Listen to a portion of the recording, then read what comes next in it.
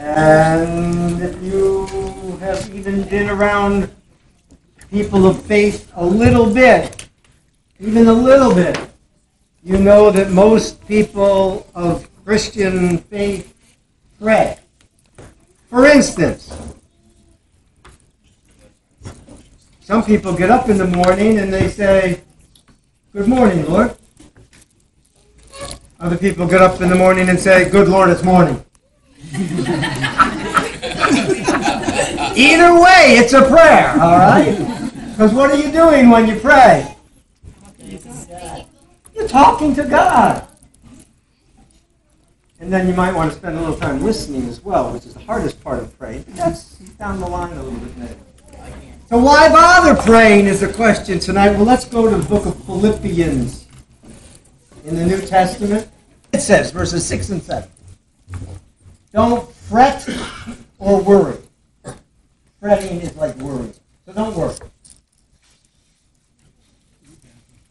Instead of worrying, pray.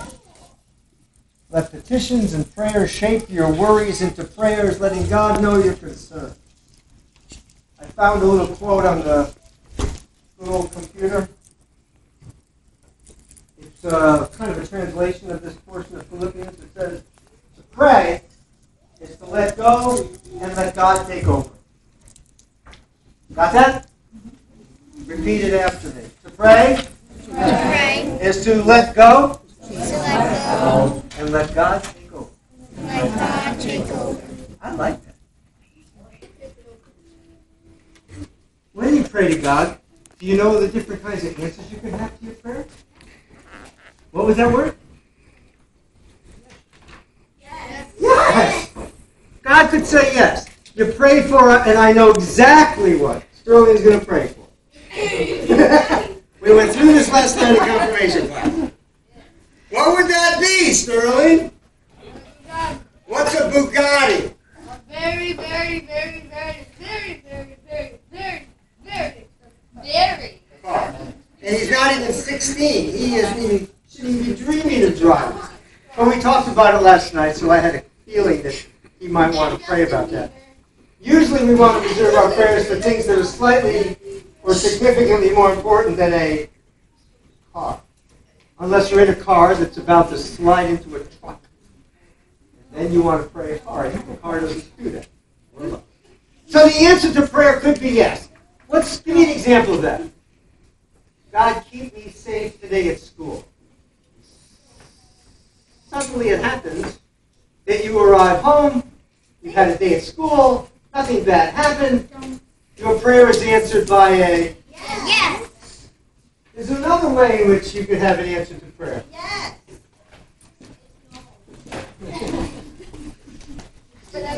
What would that be? No! No! No! God, I want that very expensive car. No! God said. As your parents also do. What's another answer that could be given to prayer? Maybe. Or something very similar to that would be, not now. Now I'm busy. Not now I'm busy. That's it. No, but it's That's your parents. Oh, God. God might actually need you to understand that this is the answer you're getting now. Not now.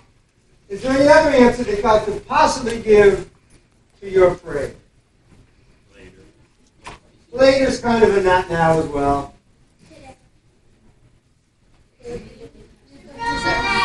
Surprise. Sometimes we have our prayers answered in ways that we could never have prayed for or anticipated, and God comes through and gives us something that's completely surprising. Surprise! What was this quote? To pray is to let go and let God take over. By the way, that passage in Philippians continues just a little bit. Hear what it says toward the bottom of it. It says, don't fret or worry. Instead of worrying, pray. Let petitions and praises shape your worries into prayers, letting God know your concerns. Before you know it, what's going to happen? Before you know it, a sense of God's wholeness, everything coming together for good, will come and settle you down. It's wonderful what happens when Christ displaces worry at the center of your life. So do we have to worry about anything? Go ahead, talk it. What do you got? Do you want me to ask you a question? A truck. Oh. Yeah, so I'm worried about if we're going to make it home. Well, have somebody follow you just in case. Okay. Okay. What are you worried about? I had to say it. Happiness? Oh, you're worried. I worry that Where? Yes. That is a worry. Violence in the world is a worry. Terrorism is a worry. Kathy's got one. Read about his surgery going well Tuesday. Yes, Jonathan's having some surgery on Tuesday. Hospital up in Massachusetts. What else? What? I didn't hear you. What else is me? Well, yeah, you guys got a few times. Hopefully you've heard me sit there. To pray, what's it say? Is to let go and let God take over. How many of your worries can you give to God and let Him take over? Okay. Well, yeah. It is all of them. And did you know? Yeah? So I can stop in the middle of my presentation and be like, you do it. You can say that to God? I get it. I get it. That's a pretty good interpretation of that passage. That's pretty creative. I wouldn't try it. But if you want to blame me, go ahead. My pastor said yesterday that if I get worried, I can just shut up and let you take over. Really? That's going to happen. But if you do get nervous or worried at the presentation time, then be careful with this. Because this also depends upon you doing some preparation ahead of time. You can't just say, oh, I'm just going to let God do this. I'm not going to do anything. I'm not going to read. I'm not going to study. I'm not going to prepare. No. You still got to do your part. And then if the worry's still coming, you say, okay, God, now you take over in me. And let me do this to the best of my ability. And once you've done the work, let God take over. No, you still have to do it. Speak for me, but through me. But through it, that's Yes, I good. only think it'll be. Remember the 4 answers we had in prayer? Yeah. Yes? No? Not now? And?